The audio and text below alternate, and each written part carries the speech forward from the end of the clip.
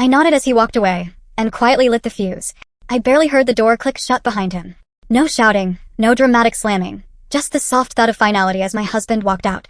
I stood there in the empty dining room, the anniversary candles still flickering, the scent of grilled salmon and roses hanging in the air. My heart was pounding, but my hands were steady. I reached over and calmly put down my fork, dabbing the corner of my mouth with a napkin as if nothing extraordinary had happened. In that moment, I wasn't a scorned wife or a victim. I was an architect setting the first piece of a long-laid plan into motion. I was lighting the fuse. 2 hours earlier, over our 15th anniversary dinner, Carl had finally revealed the secret he'd been rehearsing for weeks. Dressed in the navy blazer I bought him 2 years ago, he chose the moment between the entree and dessert. Once the plates were cleared, once I'd handed him his gift and he'd pretended to forget mine, to tell me. "I'm going back to my ex," my husband said, voice steady, almost cheerful. He speared a piece of salmon with his fork and added, "I never really loved you." I just nodded. I think that threw him off more than any outburst could have. He'd timed it perfectly for maximum damage.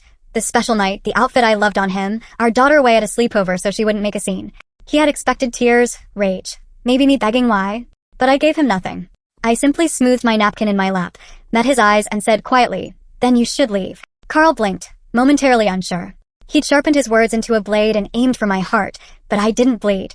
No sobbing, no screaming or plate throwing, just that single nod and an even tone. In his mind, I'd always been so predictable, patient, compliant, the boring one. He wanted a fight, something dramatic he could point to later as the reason he left. But I refused to perform for him. I refused to give him any weapon he could use against me. I only gave him silence. He pushed back from the table, scraping the chair loudly on the floor in a last attempt to provoke me. When I didn't react, he grabbed his coat and walked out of the restaurant, tossing enough cash on the table to cover the bill but not a cent more.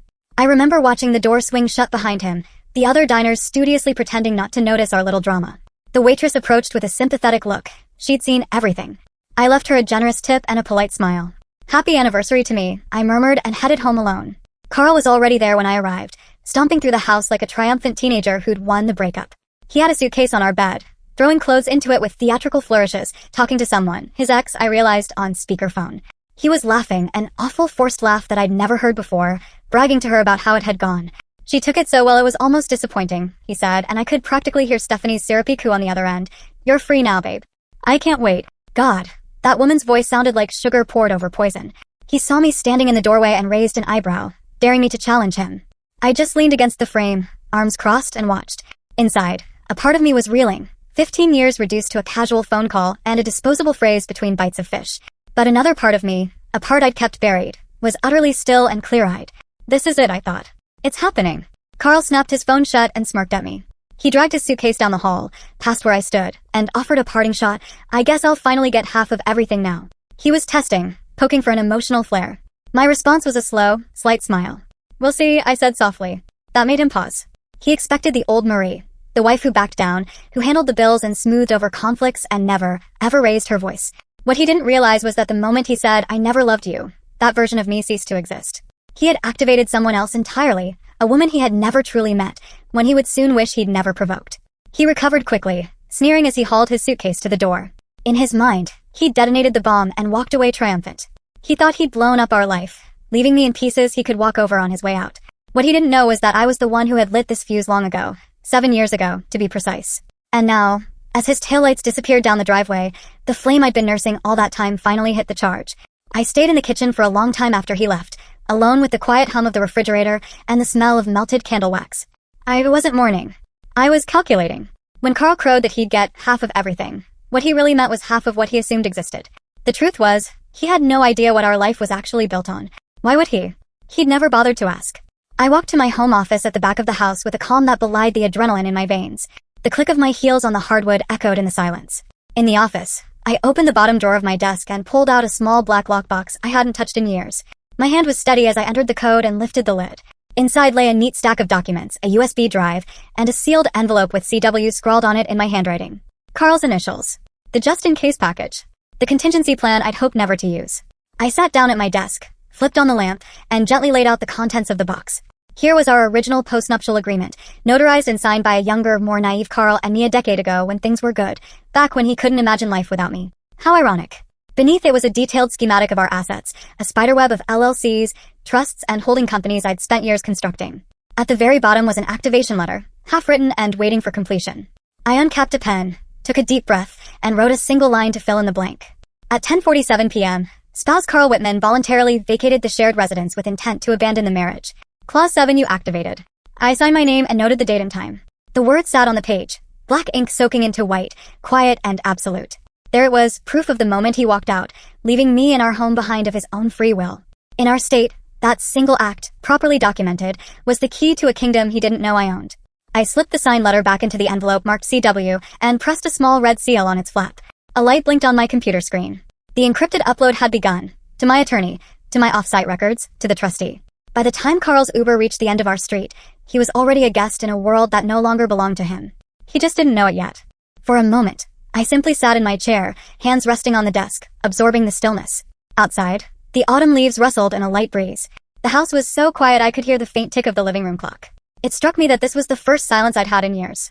So this is what peace sounds like, I thought. Not grief, not shock, just the absence of chaos. I breathed in and out, steady. Then I powered on my laptop. Not on impulse and certainly not in anger. No, this was pure, methodical resolve. My fingers flew over the keyboard with practiced ease. Biometric login, confirmed. Encrypted drive, opened. I navigated through layers of hidden directories until a familiar diagram filled my screen, my asset tree.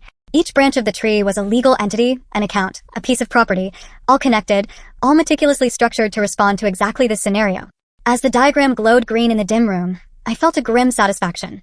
For 7 years I'd been poring over these details in secret, refining and fortifying one careful contingency after another. Carl used to tease me about my paperwork obsession. He said I was old-fashioned, paranoid, boring, his favorite word. He never understood that I wasn't organizing our life. I was armoring it. Against him. While he was out chasing new thrills or complaining that I double-checked every financial statement, I was quietly building a fortress around everything I held dear. I did it out of love once, in case some catastrophe befell us. I never imagined the catastrophe would be him. I found the branch labeled Clause 7U, spousal abandonment. The definition glowed up at me in neat legalese. The voluntary departure of a spouse from the marital home with intent to dissolve the union triggers immediate isolation of shared assets. In plainer terms, the moment one spouse walks out, everything freezes in place and transfers to the other. We had added that clause during our post-nup negotiations as a fairness measure, or at least that's how I sold it to Carl. If one of us leaves, we shouldn't be able to grab everything on the way out. He laughed and said I watched too many soap operas, but ultimately he signed. He was marrying me. After all, the boring accountant, the risk-averse rule follower. I'd never leave him, so why not humor my little contingency? I hovered the cursor over the execute button and clicked. A green progress bar swept across the screen. No fanfare, no alarm bells, just a quiet digitized confirmation that Structure 7U is now active. In that instant, the house we'd lived in for a decade, titled under MW Holdings LLC, became legally off-limits to any guest or non-grantor party without my express consent. Our joint investment accounts were severed, his name quietly removed. His credit cards, those in my name that he carried, deactivated. Even the car he drove, technically a company fleet vehicle leased under my business, reverted to the business. Let him try to claim ownership of a BMW when the VIN traces back to a corporation he never knew existed. Line by line, I watched years of careful planning snap into place. The mortgage he was so proud we'd paid off? It wasn't a mortgage at all. I'd paid it off from my trust and held the deed under a shell company. The lake house we co-owned with friends? Just a long-term rental split among a consortium, dissolvable at my whim. Every asset that looked shared was, by design, already under my control. Carl's departure was simply the keystroke that sealed it all shut. I opened his second safe built into the wall, one he never even noticed behind the filing cabinet. Inside was a slim binder labeled Whitman Trust Activation Protocol. I flipped it open to confirm the steps I already knew by heart. Each step was ticked off now. Notification of spousal abandonment, done. Execution of asset lockdown, done. The final step remained. Notify the attorneys and relevant parties. A single email, pre-drafted months ago, waited on my screen. I added a short note at the bottom. Clause 7U executed at 10:47 p.m. per attached. Proceed accordingly. I addressed it to my lawyer and clicked send, scheduling it to go out first thing in the morning. No need to ruin his night too. He'd find it waiting at 8:01 a.m. with his coffee. After everything was in motion, I closed my eyes and let out a breath I didn't realize I'd been holding. There was a slight tremor in my hands then, perhaps the adrenaline finally catching up. I flexed my fingers and stood up, suddenly aware of how quiet and empty the house felt. The kitchen light was still on, casting a warm glow over the polished countertops Carl and I had chosen together, back when we were a team. I leaned against the doorway, remembering how many mornings I'd stood right here cooking breakfast while he read the news at the table, grumbling about politics or sports. For years, I'd catered to his moods and needs, all the while enduring the small, constant drip of his dissatisfaction. The silent house felt like the first honest thing I'd experienced in a long time. Before heading to bed, I made one last round of the house, checking locks and flipping off lights out of habit. In the living room, Carl's favorite throw blanket was crumpled on the couch. I picked it up, folded it neatly, and placed it on his armchair. A ghost of a polite gesture for the ghost of a marriage. Then I went upstairs, crawled into my side of an empty bed, and slept better than I had in years. The next morning, I woke at dawn. For a moment, I lay in bed listening to the calm. No shower running in the next room, no half-hearted humming from Carl as he went through his routine. Just soft rain against the window. I got up and brewed a pot of coffee for one. By 7 a.m., I was seated at the kitchen island with my laptop, reviewing the logs. Everything had executed perfectly overnight. Every I dotted, every T crossed. Structure active. At 7:30, as I was finishing my first cup of coffee, my laptop chimed, an alert from a private social media monitor I'd set up long ago. An old habit from my corporate auditing days. A little script that tracked certain names and keywords. It was flagging Carl's name. I clicked, and there it was, a public Instagram post, bright and early, courtesy of none other than Stephanie Marlowe, Carl's ex. I recognized her from a few pictures Carl had shown me years ago, back when she was just a college fling he'd bumped into or an old friend who'd texted out of the blue. In the photo, Stephanie was tucked under Carl's arm, both of them holding champagne flutes. Carl wore an unbuttoned shirt and a grin I'd never seen, smug, youthful, and utterly foolish. Stephanie's smile was pure triumph. The caption read, "True love always finds its way back. Cheers to finally being free." Free. The word hit me with a wave of dark amusement. Posted at 9:27 a.m. yesterday. I stared at the timestamp. Yesterday morning. That was roughly 3 hours before our anniversary dinner. 3 hours before Carl looked me in the eye and told me he never loved me. So while I was at the florist picking up a dozen roses he'd later sniff with feigned appreciation, he was already celebrating his freedom with her. They'd probably clinked glasses, rehearsed how the evening would go. The brazenness of it took my breath away. Not the betrayal itself, which was no surprise at all, but the stupidity. Because in that giddy post, I saw not just infidelity, but evidence. I allowed myself one deep, shuddering breath. Then I saved the photo, making sure to download the full resolution version and extract all the metadata. As an auditor, I knew the devil was in the details. And the details here were damning. A timestamp proving Carl's premeditation to leave, and a big, glittering motive draped on his arm. I opened our postnuptial agreement on my laptop, scrolling to a specific clause we'd added at my lawyer's insistence. Clause 9b, premeditated abandonment with intent to defraud. It stated that if one spouse planned to leave and concealed that intent while benefiting from the marriage, for example, by siphoning money or preparing a cushy landing, and if that plan involved a third-party romantic partner prior to separation, then that spouse forfeited any claim to marital assets. In short, if you plan your getaway with a lover before telling your spouse, you leave with nothing. Carl had signed that too, though I'm certain he never read it. And why would he? At the time, we were just updating some estate plans and I'd slid the post-nup revisions over with a smile. Just in case, I'd said, "You know how it is, second marriage for you and all." He'd chuckled, called me adorably cautious, and signed without a second glance. Now here I was, staring at a high-definition photo of my husband with his tongue practically down another woman's throat before he'd had the decency to inform me our marriage was over. I could almost hear my lawyer's voice from that meeting. What if he's emotionally checked out and just hanging on for a payout? Well, here was the answer, neatly documented in JPEG form. I forwarded the photo and metadata to my attorney with a single line, Clause 9b, evidence attached. Then I took a long sip of coffee, savoring the taste of impending justice. A few idle clicks led me to the comments under Stephanie's post. Friends and acquaintances had left their little hearts and bubbly congratulations. Among them, a comment from Michael, Carl's best buddy at work who'd often joined us for dinner parties and once borrowed $5,000 when his mother was ill. "You deserve happiness, bro. So glad it's finally working out," Michael had written. So he knew. They all knew. I wondered how many friends had been waiting for Carl's big exit, cheering him on from the sidelines while enjoying my hospitality and my home. That thought should have hurt, but it didn't. It just made me colder. Another comment was from our hairdresser, of all people. "Wait, is this from yesterday morning? I thought you said you were still deciding what to do."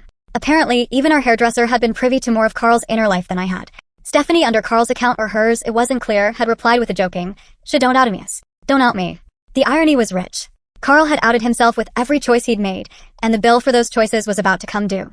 I printed the screenshot of that comment thread and highlighted those words, "Don't out me." It was time to show Carl and his legal team just how out he was. Around noon, as I was tidying up the breakfast dishes, my phone rang with an unknown number. I recognized the area code, downtown, likely a law office. Showtime. I let it ring twice, then answered in my most composed voice. "Hello." A young man introduced himself as Tyler Preston, an attorney representing my husband. Freshly minted by the sound of him, his tone was overly polite, a bit self-important. "Mrs. Whitman," he began, "I'm calling as a professional courtesy. Your husband has retained us regarding an upcoming divorce filing.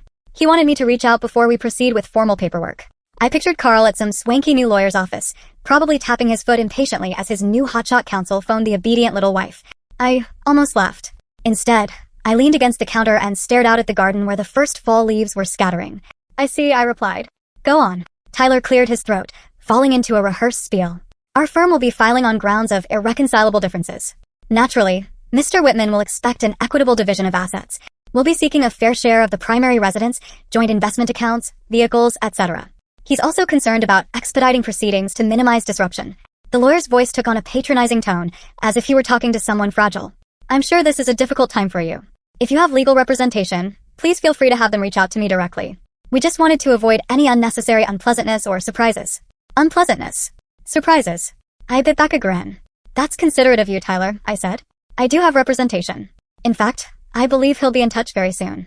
And there will certainly be documentation for you to review. Something in my confident tone must have puzzled him. He hesitated. Documentation.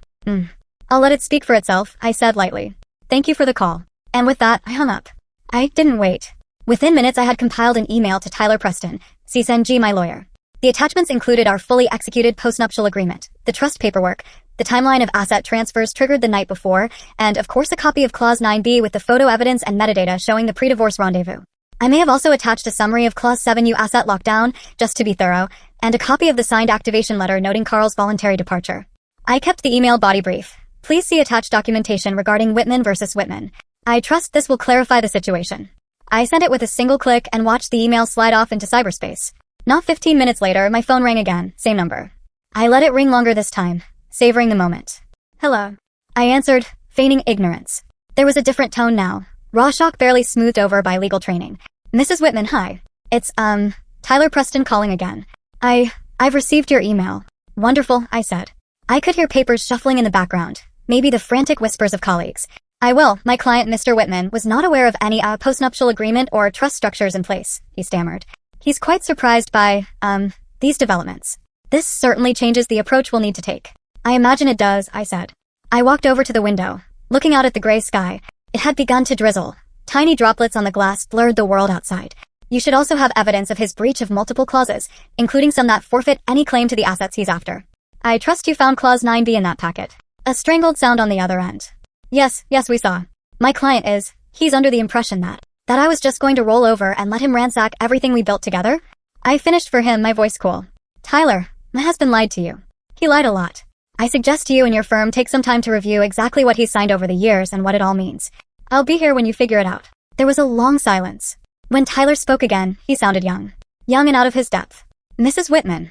Marie, what on earth did he tell you yesterday? Finally, an honest question. I thought of Carl across that dinner table, delivering his rehearsed lines between bites of salmon. My lips curved in a small smile. He told me the truth, I said and hung up. I knew exactly what would follow. I pictured Carl in Tyler's office, hovering as his hotshot lawyer opened the PDFs. I imagined the color draining from his face as he realized that every asset was already beyond his grasp, that the playing field he'd envisioned was not only uneven, it was a trap door, and he'd just stepped through. There would be confusion, anger, denial. Probably a call to another lawyer for a second opinion. But it wouldn't matter. I'd had my structures quietly vetted by the top legal minds years ago, long before any of this. Ironclad, one of them had said with professional admiration. Carl was about to learn that equitable division does not mean stupidly handing over half to the man who betrayed me. By mid-afternoon, I received a brief, almost sheepish email from Tyler confirming that they'd need to assess the new information and would revert once they'd consulted internally. In other words, retreat. I never heard from Tyler again. Carl's entire legal offensive fizzled out before it began, neutralized by a few megabytes of data and my signature on a line he'd long forgotten. But my husband wasn't done with his surprises for the day, and I had front row seats to the fallout. That same afternoon, at a branch of our local bank, Carl strode in with a purpose. I wasn't there in person, but I didn't need to be. I got the report later from Thomas, the branch manager, who had been practically itching to call me once he learned the whole story. Apparently, Carl arrived just after lunch and marched straight up to one of the tellers, a young woman named Lacey. He flashed a confident smile, I know that move, charm when he wants something, and said, "Hi, I'd like to withdraw a substantial amount from our joint savings and transfer it to a new personal checking account under my name. Carl Whitman." Lacey punched in the account number he provided and frowned. "I'm sorry, sir," she said. "I don't see your name listed on this account." Carl's eyebrows shot up. "Excuse me? We've been banking here for 15 years. It's our joint savings. Check again, please." His voice was loud enough that a few customers turned their heads. Classic Carl. If something doesn't go his way, assume incompetence and raise your volume. Lacey, to her credit, didn't get flustered. She double-checked, then said carefully, "The account exists, but as of this morning, it appears to have been converted to a trust account. The named account holder is Marie Whitman." "What?" Carl snapped, leaning over the counter as if that could change the data on her screen. "That's impossible. It's a joint account." At this point, Thomas noticed the commotion and came over. Thomas and I go way back. I helped him with an internal audit issue once, and in return he promised to always keep an eye out for me. He'd been briefed just this morning via an official notice from my attorney, instructing the bank of the change in account ownership under the Whitman Trust. So Thomas knew exactly what was going on, even if Carl didn't. Mr. Whitman, Thomas said gently, gesturing toward his office. Why don't we discuss this in private? Inside that glass-walled office, Thomas closed the door while Carl immediately began to rant. This is absurd. I need access to my money. My wife did something to the accounts, didn't she? You need to undo it now. Thomas calmly opened a folder already waiting on his desk. Marie has provided the bank with legal documentation, Mr. Whitman, he said. I have copies here of a notarized directive dated 6 years ago that you and she both signed. It authorizes immediate transfer of all jointly held funds to her sole ownership in the event of spousal abandonment or intent to defraud. Carl's eyes scanned the paperwork wildly. I'm sure his brain stumbled over spousal abandonment. He probably never even read that directive when he signed it. I remember that day at the bank. How I'd slid the papers in front of him amid a pile of refinance documents, making small talk about weekend plans. He'd scribbled his name on every line I pointed to. This has to be a mistake. I never agreed to this, Carl insisted, jabbing a finger at the paper. Thomas tapped a highlighted signature line. That's your signature, sir. Dated April 14th, 2019. I witnessed it myself, in fact. You joked that all the legalese was ridiculous and that you trusted your wife to handle the boring stuff. Remember? Carl's face went through a series of contortions. Disbelief, anger, and then a sort of desperate realization. I would pay good money to have seen it. This can't be legal, he finally hissed out. She can't just take everything. I have bills. I need money for a place to live for. I'm sorry, Thomas said, not unkindly. But as of now, you have no authorized access to these accounts. The bank is bound by the documents you both signed. The accounts are in her name only. Carl slammed his palms on the desk, rising halfway out of his chair. So open other accounts. I was her husband. Thomas's expression never wavered, though he later told me his heart was pounding. He doesn't like confrontation. Still, he kept his voice measured. Is the key word, Mr. Whitman. Was her husband. The moment you left and declared your intent to end the marriage, you triggered these measures. You think you've won? Carl spat, as if Thomas was the architect of this plot instead of just the messenger. She can't leave me with nothing. That's not how this is supposed to go. Thomas slowly closed the folder and folded his hands on top of it. I'm afraid it is, sir. I suggest you consult your attorney. And good luck. I imagine Carl's mouth opened and closed a few times with no words coming out.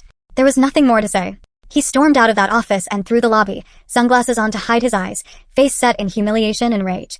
Security watched him but didn't interfere. He wasn't a threat, just a broken man making a quick exit. By the time he slunk out the doors, he had learned a valuable lesson. Divorce isn't a cash grab when your wife has already quietly emptied the vault. That afternoon, the text messages started hitting my phone. Not from Carl, he wisely left me alone, but from mutual friends, from his mother, crying and asking how I could be so cruel, even from one of his golf buddies. Word travels fast when money is involved. I replied to none of them. Let them think what they want. The beauty of it was, I didn't need to justify a thing. The law, as I had arranged it, was entirely on my side. I knew Carl wouldn't stay quietly licking his wounds for long. Sure enough, by evening he'd rallied enough to seek comfort in the one place he thought he still had it, Stephanie. After all, he'd lost his access to money, but he still had his freedom and his true love, right? Twilight found Carl driving across town through a drizzly rain to the sleek new apartment complex overlooking the river, the little love nest Stephanie had picked out for them a few weeks back. He arrived soaked and fuming, but as he walked up to Unit 3C, I knew the address. It was in the metadata from that Instagram post. He tried to shake off the day's failures. He needed a win, and seeing her would undoubtedly boost his ego. They could order sushi, pop open another bottle of bubbly, post some smug new photos about their happiness. He wanted to feel in control again, to believe this was just a bump on the road to a better life. But when he reached Stephanie's door, an unpleasant surprise was waiting. Slapped right in the center of the door was a glaring yellow notice. Lease termination. Vacate in 48 hours. The bold type practically screamed. Carl's stomach dropped. For a second, he stood there in the dim hallway, dripping rainwater onto the industrial carpet, telling himself it must be a mistake. With trembling fingers, he tore the notice off the door and scanned it. It wasn't from the property's leasing office or management company. It was signed by an entity he didn't recognize, MW Property Holdings, LLC.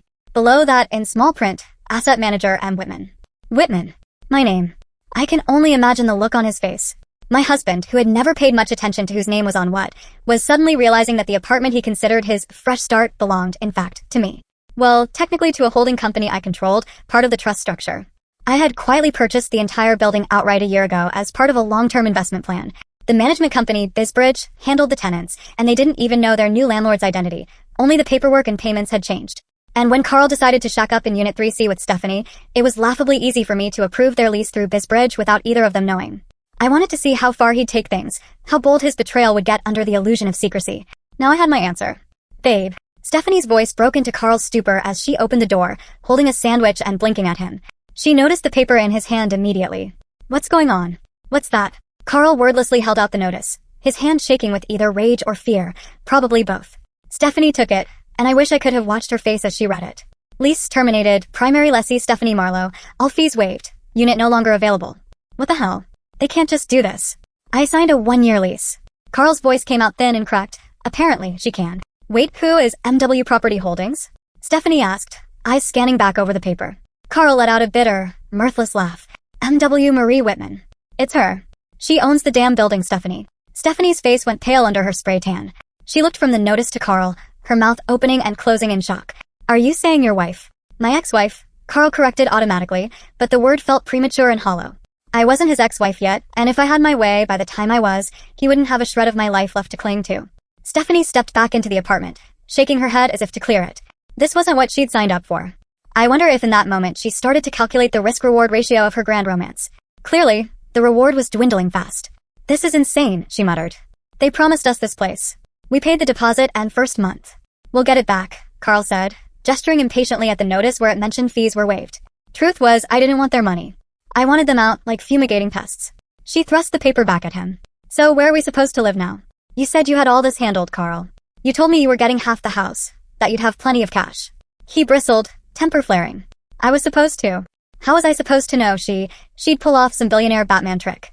I'll admit, that line made me smile when Stephanie recounted it later in a bitter social media post. Oh yes, she had her say online, trying to garner sympathy by painting me as some devious gold digger who stole her man's money, but the world was largely uninterested. Billionaire Batman. I liked that. Inside the apartment, an uncomfortable silence settled.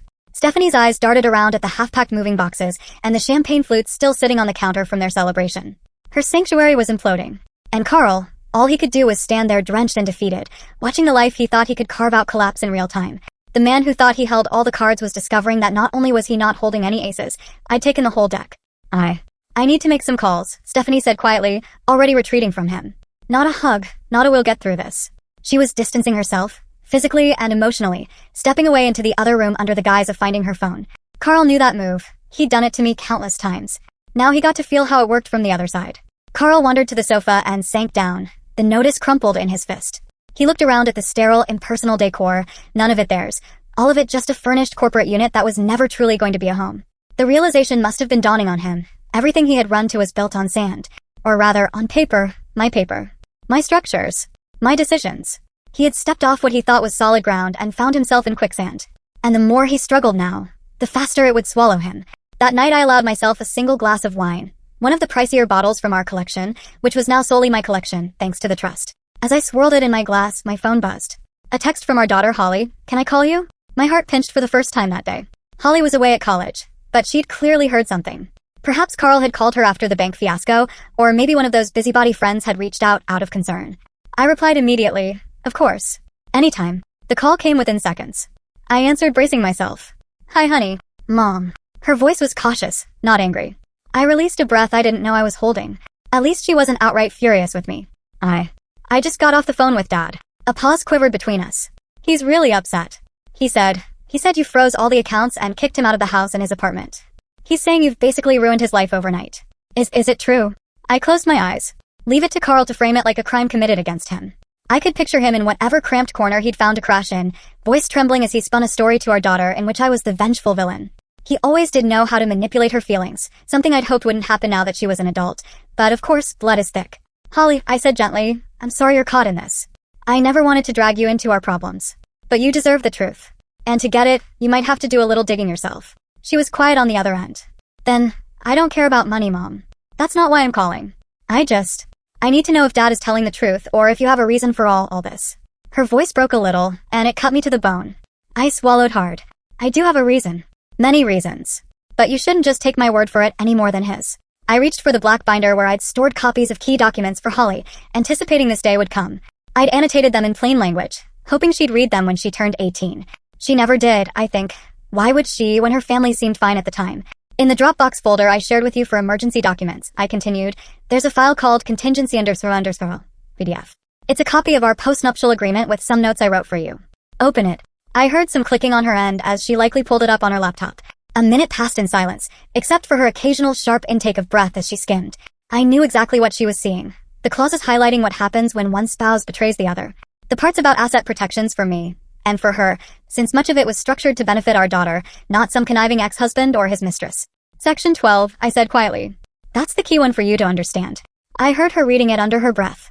Beneficiary exclusions in cases of active deceit or abandonment. Any spouse who deliberately conceals intent to leave or commits infidelity relinquishes claim to shared assets. The primary beneficiary, child, remains protected. Her voice trailed off. Mom, you knew. Even back then, you knew something like this might happen. My eyes stung with tears I refused to let fall. I hoped it wouldn't. But I prepared just in case. To protect you and, well, myself too. It looks cold on paper, I know. But your father agreed to all of it once. Willingly. She was silent for a long while. I could hear her breathing, the faint hum of her dorm room fridge in the background. Finally, he's been seeing her, hasn't he? Stephanie. Probably for a long time. I didn't trust myself to speak, so I answered with a simple, yes. Another silence. Then Holly's tone steeled, anger creeping in, while pretending everything was fine at home. God. The way he used to snap at you over little things, or go on those business trips. She practically spat the words.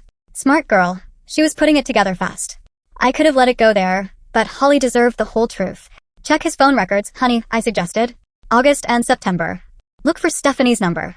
Look at the text logs if you can. She didn't even question me. He left his Verizon login saved on the family iPad, she muttered, half to herself. It warmed me that she still said family, as if we were all in this together. I'll do that. We said our goodbyes, a heaviness in her voice that hadn't been there before. But it wasn't directed at me. Not anymore. Hours later, after midnight, an email from Holly arrived. It was addressed to me and simply said, subject. I read it. There was no text in the body, just a PDF of screenshots. I opened it and one by one, the pieces fell into place. Texts between Carl and Stephanie going back 6 months. I can't wait to be free of her. One read, dated early summer, when I thought we were in a good place preparing for Holly's college send-off. I'm so tired of pretending, said another, from the night he took me to a charity gala and smiled for photos by my side. I felt my jaw clench as I read his complaints about me, that I was boring, that I didn't understand him, that I was just an obstacle until he could start living again. One text made me sit up straight. I keep the post-it in the desk drawer. I think I can get her to sign a revision if I catch her when she's tired. This was from late July. So he had been plotting, trying to see if he could con me into altering the very documents that ended up saving me. My blood ran cold at the thought of how close I might have come to letting my guard down. Thankfully, I hadn't. The last screenshot was from just a week ago, a message from Carl to Stephanie. If she dies, everything goes to Holly, which is fine. Holly will share with me anyway. We'd be set. I covered my mouth, suppressing a surge of nausea. He was discussing my death, maybe in a hypothetical sense, but still. The casual way he said if she dies made me shake with disgust. It was as if I were nothing more than a stubborn lock, keeping him from his treasure. I didn't respond to Holly's email. I didn't need to. The truth was laid bare, and she saw it as clearly as I did. Instead, I sat in the dark of my office for a long time, letting the emotions wash over me. Anger, betrayal, a profound sadness for the marriage that never really was what I'd believed. But amidst all that, there was validation. I wasn't crazy. I wasn't cruel. Carl had done this to himself. The next day, Holly texted me. I confronted Dad. I told him I saw everything. I don't think I want to talk to him for a while. Love you. That message made me cry. The first tears I'd shed through all of this. Not for Carl, and not even out of relief, but for my daughter having to face the ugly truth of her father's character. It's a heavy thing when a young woman realizes her dad is not a hero, but just a flawed man you can't trust. Carl tried reaching out to her. 3 missed calls, then 5, then 9. Finally, he left her a voicemail I'm sure he thought was heart-wrenching. Holly forwarded it to me later, his voice shaking as he said, Honey, I just need you to understand what she is doing. She's brainwashing you. Brainwashing. The man truly had no limits to his audacity. He was losing the one ally he thought he'd always have, and he still resorted to painting himself as the victim. But this time, his manipulation fell on deaf ears. Holly didn't answer him. In fact, she changed her voicemail message that very day, removing the sweet sing-song greeting she'd had since middle school. Now it was just a brisk, grown-up recording. You've reached Holly. Please leave a message. Not Holly Bear, the pet name Carl had given her and loved to hear on her voicemail. Just Holly. It was a quiet sort of declaration. She was her own person, not his little girl, not a pawn between mom and dad. In the end, Carl didn't just lose a wife. He lost his daughter's respect, the one thing I suspect he actually did care about deep down. And without that, his narrative about the evil, scheming wife collapsed. He had no audience for his lies anymore, not in our family. Without a witness to verify his tales of woe, Carl's story no longer mattered. Meanwhile, in the larger world, a different subplot was unfolding for dear Stephanie Marlowe. She had expected to nab herself a man with a decent nest egg and a nice house. Instead, She got a front row seat to a war she never anticipated, and she was collateral damage. Stephanie always fancied herself a femme fatale. The kind of woman who could walk into a room and, with a wink and a sway of her hips, walk out with any man she wanted. Never mind the vows he'd made to someone else. She'd done it before. I learned through tidbits on social media that she'd been the other woman at least twice in the past, always glorying in her conquests. She and Carl first dated in college, and rumor had it she broke his heart back then. Perhaps that's why he was so eager to fall back into her arms. Unfinished business and ego and lust all tangled up together.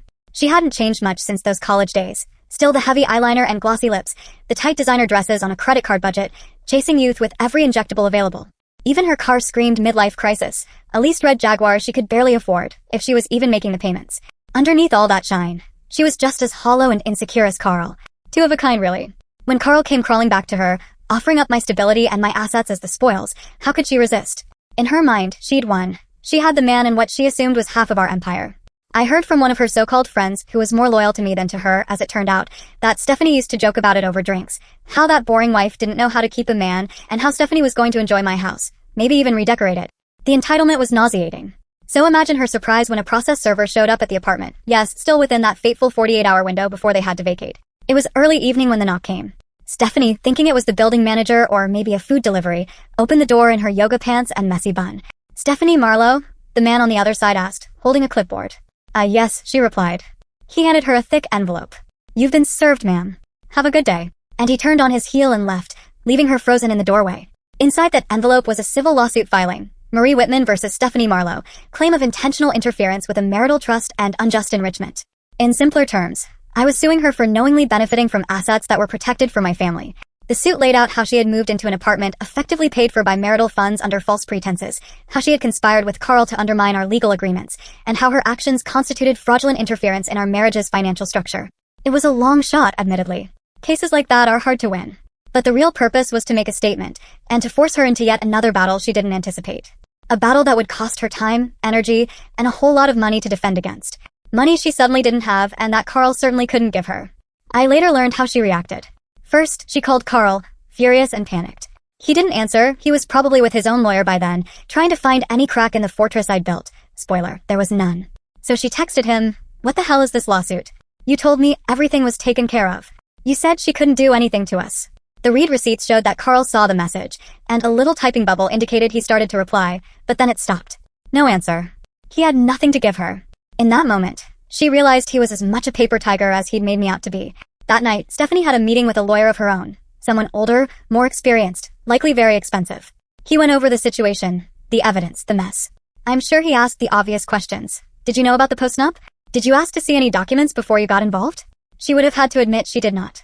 She'd taken Carl at his word that I was meek, that I'd roll over, that all this was just a formality. Her lawyer likely gave her a grave look and said something like, "This isn't about heartbreak or love triangles. This is about fraud. And you might be in deep." She probably protested. She wasn't the married one. Why should she be punished? But the law can be surprisingly unkind to interlopers when money is involved. If I couldn't nail Carl directly without a prolonged divorce fight, which was moot now anyway, I could certainly tighten the screws on his accomplice. "Can we settle? Just apologize." I imagine she asked, desperate to find an easy way out. Her lawyer might have sighed and folded his hands. "We can try. But if Mrs. Whitman's goal is to set a precedent or simply to make this difficult for you both, she might not want a settlement. She might want exactly this, a hellish ride for the two of you." I did. Oh, I did. It dawned on Stephanie then. This wasn't going to end with a neat bow where she and Carl ride off into the sunset with my money. This was going to end with them battered and humiliated, at best. From what I heard, Stephanie moved out of that apartment and back in with her mother in record time. Carl couch-surfed with an old friend of his for a while, someone I suspect grew tired quickly of the drama. They say misery loves company, but even company gets bored of misery eventually. Nearly 2 weeks after Carl's dramatic exit from our marriage, he reached out through his lawyer one last time. He wanted a meeting, in person. Perhaps he thought he could appeal to my sentimentality face-to-face, or intimidate me, or who knows what. His message through his attorney was terse. He owes you an apology and would like to discuss things civilly. What he really thought, I'm sure, was that he could negotiate. Maybe get me to drop the suit against Stephanie, or loosen the financial vice I'd clamped down on him. The word owes in his message made me laugh. Carl always thought in terms of what people owed him. 15 years of marriage, and he walked away thinking I owed him something. Nevertheless, I agreed to meet.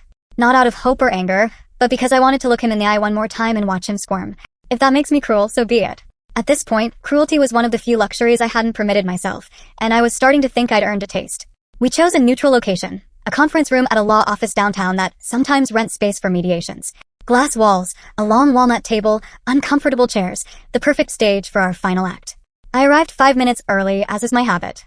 I wore a tailored black suit, when he always said made me look severe. Good. Severe is what I was going for. My lawyer was there for support but agreed to stay outside unless I needed him.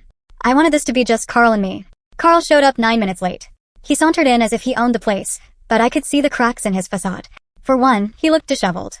This was a man who normally paid too much attention to his hair and clothes. Now his hair was a bit unkempt, and his eyes had dark hollows underneath. He wore a suit, but it was the cheap one he used to reserve for bad days at the office or court appearances for speeding tickets. A far cry from the custom-tailored one I'd bought him 2 birthdays ago, which, incidentally, he hadn't been able to find the morning he left, because I'd already moved it, along with anything else of real value, into storage. Marie, he greeted me, attempting a charming smile that landed as a grimace. You look well. I know, I replied. I didn't offer a seat or any pleasantries. I just sat down at the table, hands folded, waiting. He took a seat across from me, removing his sunglasses and placing them on the table. Who wears sunglasses in a boardroom? He was trying so hard to seem unfazed, but his leg bouncing under the table gave him away. Nice room, he commented, glancing at the city skyline behind me. I slid a thick folder across the table to him. Let's cut to it, Carl. This is what you wanted to discuss, isn't it? Your life on paper. He hesitated, then picked up the folder. Inside, I had assembled every pertinent piece of our saga. Copies of the Instagram post and its metadata, Exhibit A, transcripts of his texts with Stephanie and even with Michael where he joked about dismantling me, Exhibit B, and, for good measure, an audio file on a thumb drive labeled Exhibit C. He furrowed his brow at that. What's on this? Play it, I said. Carl inserted the thumb drive into the laptop I'd set up. A familiar voice filled the room, his voice. I'll make her think I'm still on the fence, just long enough to get everything set up in my name. She won't see it coming. She never does. It was from a phone call he'd had with Michael a couple months back. Unbeknownst to him, Michael's new girlfriend is a paralegal, and when all this went down, Michael felt compelled to share some juicy tidbits with her, on a recorded line. That girlfriend, bless her, got in touch with me through a mutual friend and delivered that recording, horrified at what Carl had said. Betrayal comes full circle, doesn't it? Carl betrayed me. Michael betrayed Carl. No honor among cheaters. Carl's face went pale as his own arrogant voice boasted about how naive I was. He stopped the audio before it finished. This was private. How did you get? I cut him off. Does it matter? It's out. It's real. You can't put the truth back in a bottle, Carl. He swallowed hard. Then, in a small voice I'd never heard from him, almost like a child's, he said, I'm sorry. I raised an eyebrow. For what, specifically? He stared at me, unsure which sin to address first. His eyes flicked to the evidence spilling out of the folder, pages and pages documenting his betrayals. For saying I never loved you. That wasn't true. I was angry and wanted to hurt you. Stop, I said sharply. We're past that, don't you think? You didn't come here to apologize. Not really. You came to see if there's anything left for you to squeeze out of this. So please continue looking through the folder. A flash of anger in his eyes. He didn't like being called out. But he bit it back and continued leafing through the pages. He skimmed the legal arguments of my lawsuit against Stephanie, the trust dissolution documents that left him penniless, the postnup clauses with his initials and signature on every page. He had signed his power away bit by bit, too blinded by comfort and routine to realize what I was doing. Finally, he closed the folder. So that's it then, he said quietly. You've taken everything. I felt a slight tremor in my chest, not sadness exactly, but a weight. This was a man I had once loved, or thought I did. And here we were, dissecting the carcass of our life together in a sterile room. I protected everything, I corrected. You took everything the moment you chose to throw us away. I just made sure you didn't profit from it. He flinched. I never meant for it to go this far. I was unhappy, Marie. We both were. I felt trapped, like I'd lost myself. Stephanie made me feel alive again. Don't, I said, holding up a hand. Don't you dare try to justify it. Not here, not now. You didn't feel alive unless you were betraying me? You could have talked to me, asked for a divorce like a decent person. But you wanted what you wanted without consequences. And you thought I was too meek to stop you. He opened his mouth, but I wasn't done. I leaned forward, looking him dead in the eye. You know what your problem is, Carl? You never really knew me. You married a version of me you invented in your head, a convenient, harmless wife who would tolerate anything. You never bothered to find out what I'm actually made of. And now you're surprised. You're surprised that I defended myself and our daughter. What did you expect? That I'd just cry and hand you the keys to my life? His eyes were shiny. Tears, maybe, or just stress. Hard to tell, and I wasn't inclined to sympathy. I expected you to be heartbroken, he admitted. I thought you really loved me, so you wouldn't be able to. I laughed then, a short, cutting laugh. I did love you, you idiot. I loved you so much I spent years building a safety net around you, around us. But that love was not a blindfold. I saw what you were becoming, and I wasn't going to let you ruin Holly's future or mine. Love has nothing to do with what I did. This was survival.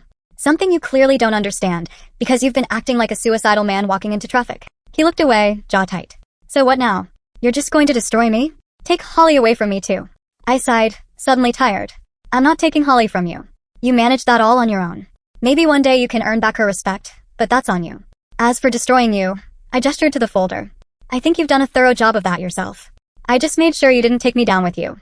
We sat in silence for a minute. The city lights were coming on outside as dusk fell. Finally, he whispered, I never thought you were capable of this. That stung a bit, unexpectedly. That was your mistake, I replied. You underestimated me. We're done here. I stood up. Carl remained seated, staring blankly at the folder in front of him. I paused, hand on the door. There was one thing left to say, something that had been true from the start and deserved to be spoken aloud at the end. Carl, I said. He looked up, eyes empty. You're right. I loved you. I gave you everything I could. And you didn't just break my heart, you wasted my time. That's what I can't forgive. 15 years of effort, of care, of planning for a future gone. So now, I'm simply ensuring you don't get to benefit from the time you wasted. That's all. He swallowed, nodding slightly as if he understood on some level. I think in that moment, he finally saw me, not as an accessory or an obstacle, but as a human being who had loved him deeply and whom he had gravely betrayed. It's a shame it took losing everything for him to see it. But it was too late. Without another word, I walked out, leaving him alone with the paperwork of his defeat. My lawyer gave me a questioning look as I emerged. I gave a slight shake of my head, indicating there was nothing more needed. It was over. A week later, a plain white envelope arrived at what was now solely my house. Inside was the final confirmation from the Whitman Family Trust. The legal jargon boiled down to this. Carl Whitman's status as spouse and beneficiary irrevocably dissolved. Our divorce would be finalized in court eventually, sure, but on the financial side, he was already a ghost. No assets, no claims, nothing. Even the proverbial shirt on his back was technically bought with a credit card linked to an account he no longer had rights to.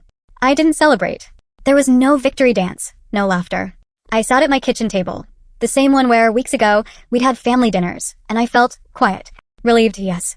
Safe. But also profoundly sad. Not for the loss of Carl, but for the loss of who I had been with him. I had been a good wife. Perhaps a bit boring at times, sure, but steady and kind and devoted. That woman died the night he left, replaced by someone harder.